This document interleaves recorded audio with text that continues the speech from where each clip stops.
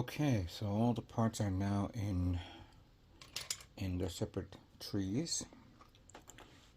Orange, of course, white, dark gray. This is the like a light, very light dark blue, and then the red and yellow, followed by the clear parts and the screws. I was surprised that when I was looking at the manual that the thruster, this one right here, which is big thrusters here, it had a red color part in there, but it didn't have, I guess, a separate part to put it in as red.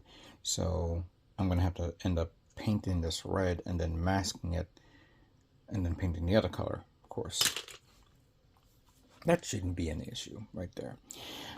The big issues, of course, that it's going to be probably this, which we're going to find the parts for this. Let's see. We have that.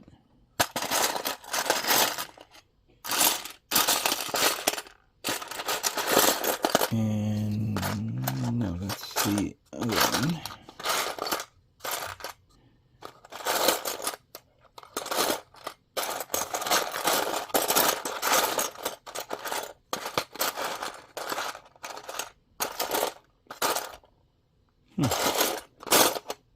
Here she is.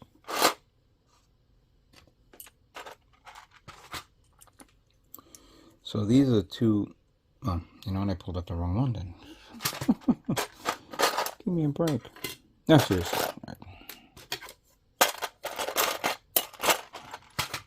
right. So definitely we have these that I was mentioning before that will have to be glued on, but then there's a connection between this and the angle of the foot of the leg. And this reminded me of a nice little conversation that I had with Zaku Aurelius years ago. This is when I was building a Zaku kit high grade, when I was putting the two kit parts together for the shoulder. But then, you know, there's that issue with me sanding it down, making sure you get rid of the seam lines, because obviously there's a seam line right here. And then obviously he explained that the best thing to do is cut the under end of the part like this, so you could stick it in there. This is something that I will have to, I think this is one of the main issues that I have to work with. There may be an issue with the forearm, I guess, I don't know. But yeah, it is what it is. That these are the things you have to work around. Because remember, when this kit was built or set up, it's using parts from kits that in the beginning were great but had their own little issues. This is not an updated kit where they made a new mold. This is taking molds from other kits and making it the way it is, plus the custom parts to make it look like the powered GN. Nice little history there to see how parts like these, model kits like these, progress from back then till now, and then how to figure it out, what to do if you want to fix it or customize it or whatever. So right now what I'm going to do is going to be focusing on this, cleaning it up, and getting the inner frame done. So give me a minute while I take care of that, and that way we can. I'm not gonna do a step-by-step for the inner frame. No, I'm gonna build the inner frame so we can take a look at it, and then I'm gonna also work on the guns, on the weaponry, because there's very few. Actually, there's like the bazooka, the assault rifle, and that beam pistol, and then we'll go from there. All right, here is the powered GM, naked, very, very thin, and very nice indeed. I mentioned the little tubing that I mentioned before, and it actually goes back here in the little section here, which is kind of cool. But I may end up changing this. I haven't kind of like an idea. Don't know why I'm thinking about it, but let's see. We'll talk about that later. So there is no inner frame parts for the feet. Obviously this is an old kit, so we're kind of used to this. Good detail though, as you can see here. And unlike the more updated versions where this part and this part can bend in and out, and you have more flexibility and more articulation, this one's actually not bad, and it's actually very, very stable to hold up a kit. Even though it feels a little light, even though I don't have none of the armor parts or anything like that, you could pretty much put like maybe some sort of weights in there to keep it down, and that's it. One would argue that clearly something like this, if you want to customize it, you would have to like gut the inside and make new detail on this. But how often do we see under it? Unless you want to do a pose where it's flying about and you can see more options. We'll go from that, you know. The legs is pretty much the meat and potatoes of the inner frame. It has so much detailed work. Very well done. The only thing that's a bit griping is the fact that even though you have hydraulics on the thigh and below the knee connection to the leg, you have no you don't have that here. That's a mold right there and there. And I honestly don't remember if the original Master Grade GM Type C is the same thing. I think it is the same thing, which I kind of drew a blank because I remember building it a couple of years ago. I'm hoping to paint it. I never got around to it. It's in storage. Eventually I may end up pulling that out and working on it. But yeah, this is all one. That's all one piece. There is a polycap there, and it has good strength to it. What I did not do was screw on the screws on this. I'll do that later. This is just going to take me a long time to do it right now. Now, there is no frame that holds up the upper body except for the core booster, or the core block, you could say. This is, you know, I don't think you can take the core fighter from an RX-78 and put it in there. And you could put a pilot in there. But this has actually excellent detail, showing up the power plants and all that stuff. And this can only be held up by pushing it in and hold up by friction. That, of course, doesn't matter.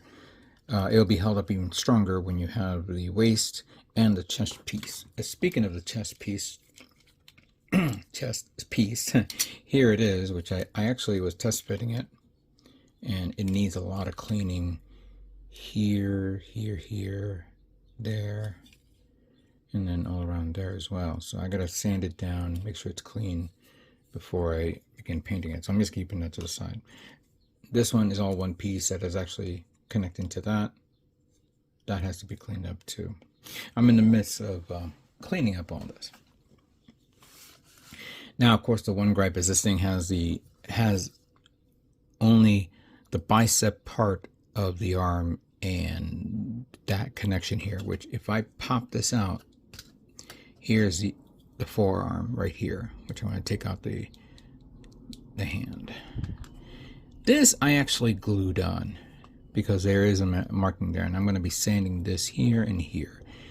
And clearly when I paint this, I'm going to paint it all the white, then mask it off so I can paint this, the charcoal color part. And then, of course, that goes in there like that.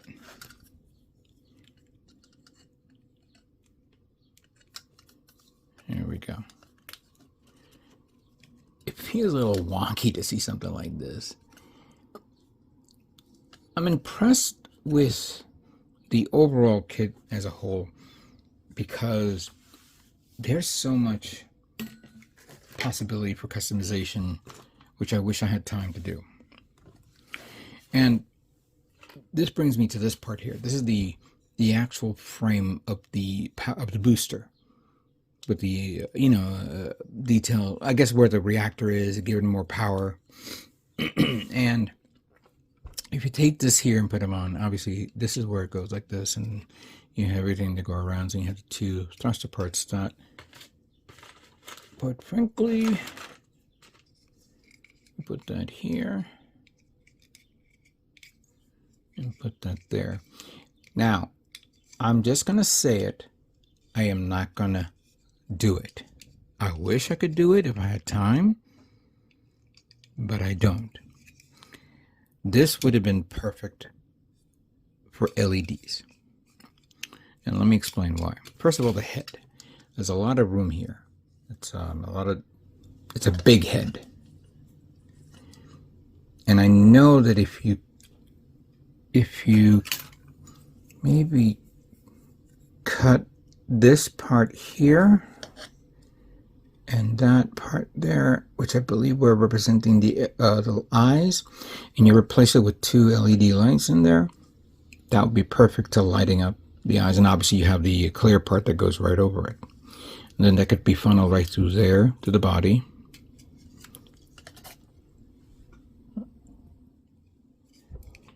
Come around here, of course.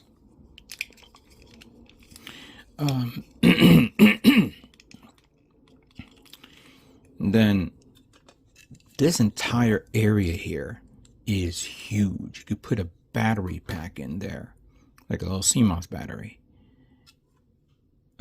I would have to find, I know I have one of the little thumb frames that you could stick in there. Maybe I have to gut it out a little bit more, I don't know. But that can go in there, and then you can rig up a switch under something here to turn it on and off. I know there's the magnet switches, which I wish I could figure out how to do that. I would love to do something like that. But then you could put that here, and then of course you could flex more LED lights going right through here. And then you could put it right, put the thrusters on it. And then you have these illuminating right there. These are ideas, of course. And if you ever get a kit like this, that's a cool idea. But I'm not doing that. Yeah, I know. I'm not doing it. After, as much as I loved putting on LED lights on my previous kit, doing it on a Gundam, I'm kind of not ready yet. Maybe I'm not feeling it with this guy because this is just for giggles and whatever. But I'm opening up to other possibilities of other kits that I'll be working on in the next few months, and doing some nice little light shows here and there, because I haven't done that in a long time. I'm now going to begin cleaning up these parts, removing up the nub marks, sanding them down. But right now I'm just going to do nub marks first, cleaning them off.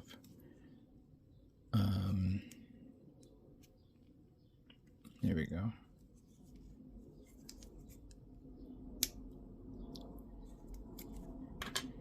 I'm going to remove this one. This is the one plate for the shield.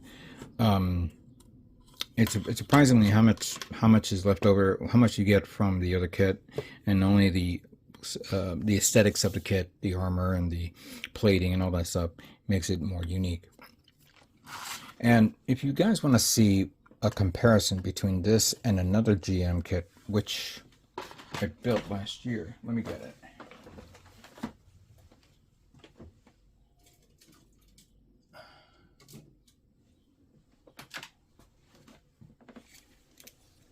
Okay, here is the GM Cannon, one of my favorite builds. Actually, this thing popped out. I gotta fix this.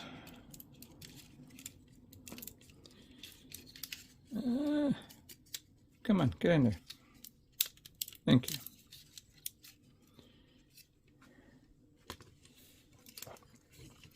Now, obviously, this is the 2.0 frame. And it would have been, well, I know that this frame and this frame are two different things. I know that. That I understand.